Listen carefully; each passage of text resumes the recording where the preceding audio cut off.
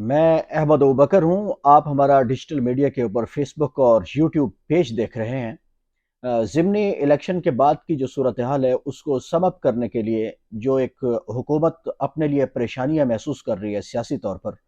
उसको लेकर एक हाई प्रोफाइल और एक हाई पावरफुल जो है ना एक इजलास हो रहा है आज वजीर आजम की जेर सदारत जो है इत्तेहादी जमातों का। उसमें आइंदा इलेक्शन को लेकर और इस हुकूमत को कंटिन्यू करना है या नहीं करना, इसको लेकर बड़े फैसले जो हैं वो आज दोपहर तक हो जाएंगे। वो फैसले क्या हो सकते हैं, ये हम आपको इस व्लॉग में बताएंगे। और इसके बाद फिर नून लीग का जो एक रद्द अमल है ज़िमनी इलेक्शन के ऊपर, उसमें जिस तरह की तलखी बढ़ रही है, एक ऐसी मिचोर और एक जमहूरी जमात होने का दावा करने वाली जमात जो है, उसके जो वजीर दाखिला और वजीर इतलात ने जो प्रेस कॉन्फ्रेंस की है, इस बौखलाहट के पीछे असल वजूहात क्या हैं, दूसरा हम उनका जायजा लेंगे। फिर उसके बाद ये हुआ है कि नून लीग का जो ज़िमनी इलेक्शन में हलकों के अंदर हमने कुछ सूरत हाल का जायजा लिया है, तो नून लीग का वोट बैंक जो है उस पर बहुत ज्यादा जद पड़ी है। मतलब हल्का PP7 में आप देख लें, राजा जफरुल हक जो PMLN के बहुत रिलायबल बड़े सीनियर रहनुमाओं में से एक है।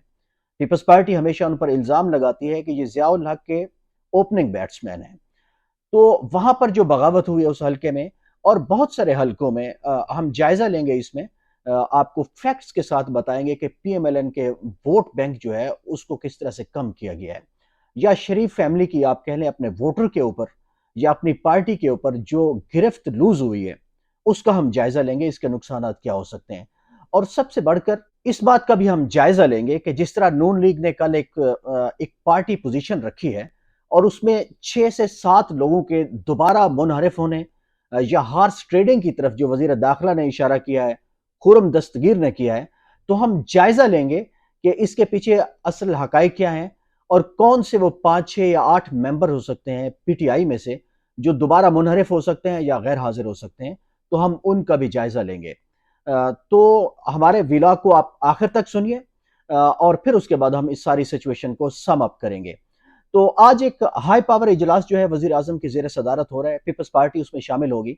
और उसका जो बेंट ऑफ माइंड है वो हमें पहले से पता चल चुका है। जिस तरह से कल भी PMLN ने अपने उन हामियों की एक मीटिंग रखी है, उन रहनुमाओं की वजीर आजम ने जो शहबाज शरीफ के बयानिए के हामी हैं, जो चाहते हैं कि ये हुकूमत कंटिन्यू करे और शायद हम आवाम को रिलीफ दे पाएं और उसके बाद फिर कुछ सिचुएशन बेहतर हो जाए तो शायद हम अब इन हलकों में या नए आम इंतखाबात में हम आवाम को मुंह दिखाने के लायक रहें।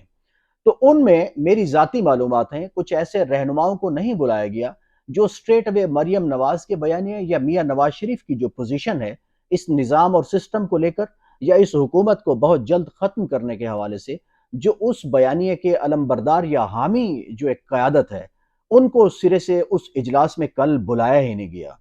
तो नून लीग के अंदर इस हुकूमत को लेकर और वोट ऑफ नो कॉन्फिडेंस के बाद का जिस तरह से एक अवाम का प्रेशर है, या इन ज़िमनी इलेक्शन के बाद जिस तरह के नताइज आए हैं, इन नताइज को लेकर जिस तरह से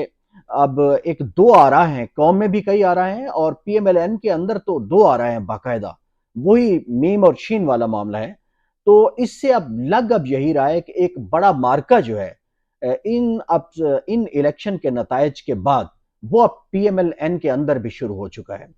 आज लाजमी तौर पर उसको सम अप कर देगा हुकूमती हुक्मरान इत्तेहाद जो है। उसमें जरदारी साहब भी क्लियरली चाह रहे हैं कि हुकूमत कंटिन्यू करे। उनको कहीं ना कहीं लगता है कि हम रिलीफ आगे जाकर मैनेज कर सकेंगे। जाहिर है पेट्रोल की कीमतें हमेशा उनमें वेरिएशन होती है, तो हम शायद आवाम को रिलीफ दे सकें। लेकिन जो मौजूदा सियासी हालात हैं, मुल्क के अंदर जो एक अबतरी है, या जो जिस तरह से IMF ने और दीगर जो क्रेडिट लैंडिंग करने वाले जो इदारे हैं या जो हमारे दोस्त ममालिक हैं,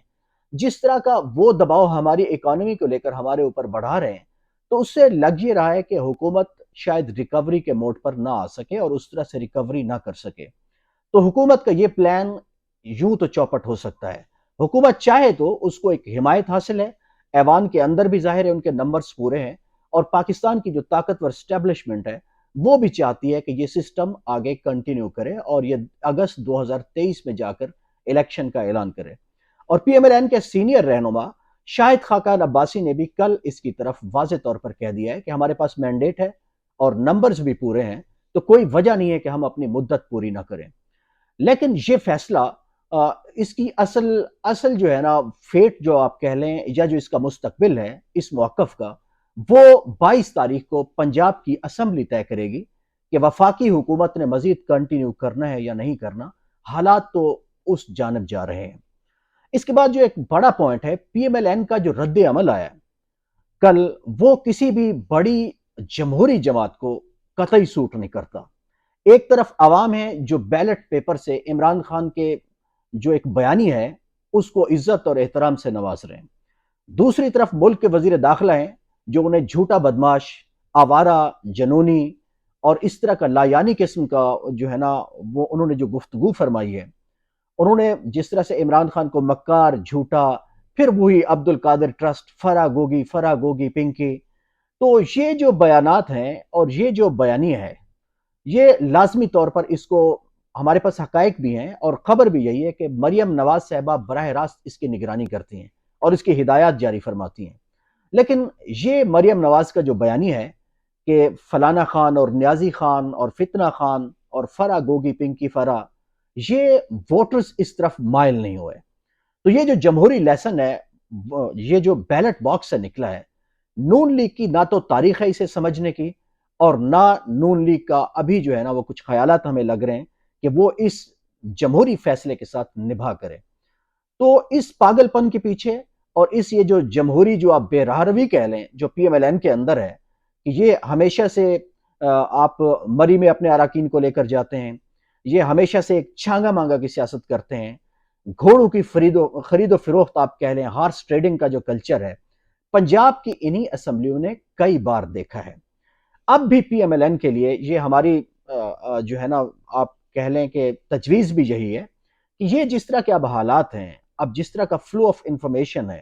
اور جس طرح سے پاکستان کے حلقوں کے ووٹر اب ذہن بنا چکے ہیں، تو ان منفی ہتھ کنڈوں کی طرف جانا نہیں چاہیے۔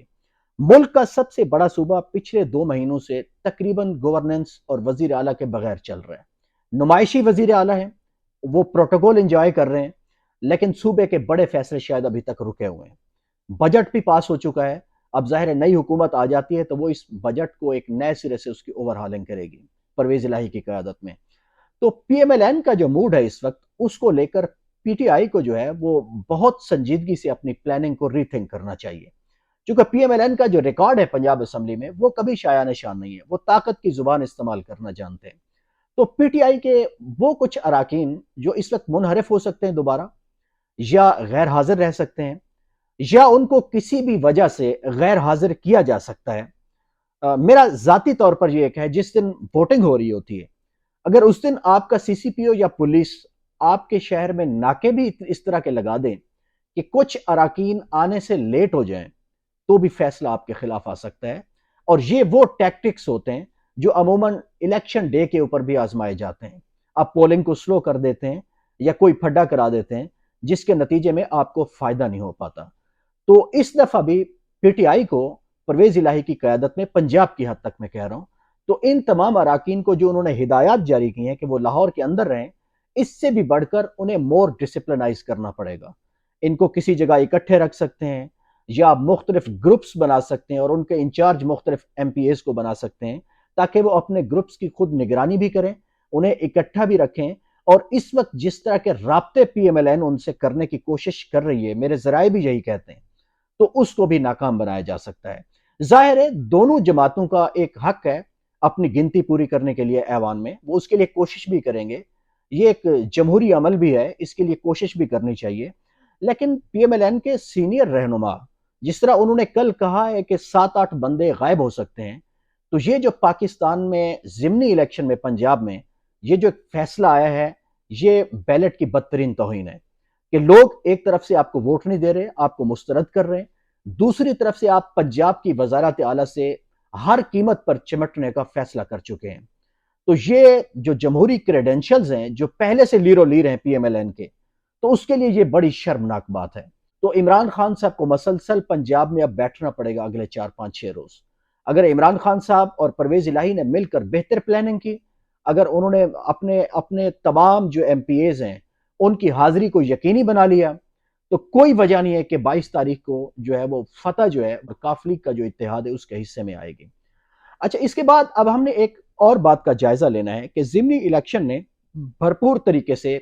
تمام پاکستان کی جو سیاست ہے اس کے لیے ایک رخ متعین کر دیا ہے،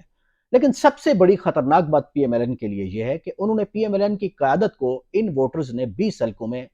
آئینہ دکھا دیا ہے۔ ان 10 حلقوں میں دلچسپ بات یہ ہے کہ پی ٹی آئی نے ان 10 امیدواروں کے حلقوں میں سے 8 سیٹیں جیتی ہیں جو آزاد جیتے تھے 2018 میں۔ ان 10 حلقوں میں سے 8 پی ٹی آئی نے جیتے ہیں، اور اس میں سب سے دلچسپ بات یہ ہے پی ٹی آئی کے لیے کہ اس میں پی ٹی آئی کا جو ووٹ بینک ہے وہ ایمنسلی بڑھا ہے، اس کا سائز بہت زیادہ ہے، اور جن حلقوں میں پی ٹی آئی پہلے سے جیتی ہوئی تھی وہ بھی 7 حلقے ہیں، وہ بھی انہوں نے ریٹین کیے ہیں، اس میں سے 1-2 ہارے ہیں انہوں نے۔ لیکن یہ جو ساری صورتحال ہے یہ بتا رہی ہے کہ اب پی ایم ایل این کی گرپ جو ہے ان کے نظریاتی ووٹر کے اوپر بھی اس طرح سے نہیں رہی، اور عام ووٹر جو سوئنگ ہوتا ہے، ہوا کے ساتھ ہوتا ہے، اس کو اس دفعہ ڈیجیٹل میڈیا کے اوپر جو ایک زبردست کمپین تھی سوشل کے اوپر پی ٹی آئی کی، وہ ان سوئنگ ووٹرز کو لے اڑی ہے۔ تو ایک تو پی ایم ایل این کو یہ بھی سوچنا ہے کہ ڈیجیٹل کے اوپر جو ان کی کمپین ہے وہ سرے سے ہے ہی نہیں، دکھائی ہی نہیں دیتی۔ تو اب پالیٹکس جو ہے وہ ٹرن اراؤنڈ ہو گئی ہے پاکستان میں، اب ڈیجیٹل فیصلہ کرے گا اور فلو آف انفارمیشن فیصلہ کرے گا کہ حالات کس طرف جائیں گے۔ تو اس کا ادراک جب تک بڑی جماعتیں نہیں کریں گی تب تک پی ٹی آئی کا کوئی مقابل نہیں دور تک اس شعبے میں۔ تو اس سب سے بڑھ کر بھی ایک اور بات ہے پی ایم ایل این کے لیے جو بہت خطرناک ہے اور میرے لیے بہت حیران کن ہے، پی پی 7 کا جو مقابلہ ہے، راجہ صغیر جہاں سے ابھی تک جیتے ہیں، ظاہر ہے وہاں دوبارہ ری کاؤنٹنگ ہو گئی، بہت معمولی فرق ہے 49-50 ووٹوں کا۔ وہاں پر راجہ ظفر الحق جو ہیں سینئر رہنما پی ایم ایل این کے، انہوں نے باقاعدہ بغاوت کی ہے اور ان کے خلاف انہوں نے کمپین کی ہے۔ ہاں جی، یہ وہی راجہ ظفر الحق ہیں، پیپلز پارٹی جن کے اوپر ہمیشہ الزام لگاتی رہی ہے کہ یہ ضیاء الحق کے اوپننگ بیٹسمین تھے۔ تو اب اگر ضیاء الحق کے اوپننگ بیٹسمین جو ہے وہ بھی اگر نواز شریف کے بیانے سے اس طرح سے بغاوت کر لیں تو پھر باقی رہا کیا ہے؟ پنجاب سیاسی گڑھ تھا میاں نواز شریف کا، اس میں نقب لگی ہے، اس پہ واردات پڑ گئی ہے پولیٹیکلی اور جمہوری انداز میں۔ تو یہ پی ایم ایل این کو جس طرح سے اس نے پنجاب کے لوگوں کو اور ساری سچویشن کو فار گرانٹڈ لیا ہوا تھا، اور انہوں نے بھی سب کو جس طرح سے نیوٹرلز کے اوپر ڈال دیا تھا کہ آپ ہی مینج کریں، تو یہ فارمولہ اب چلنے والا نہیں ہے۔ تو یہ ساری صورتحال ہے پنجاب میں۔ ابھی کچھ دیر بعد جو ہے حکمران اتحاد کا فیصلہ ہو جائے گا، اور میاں نواز شریف اس حوالے سے جو چاہ رہے ہیں وہ پچھلے 2-3 مہینوں سے واضح ہے۔ وہ تو چاہ رہے ہیں کہ یہ حکومت جتنا جلدی ہو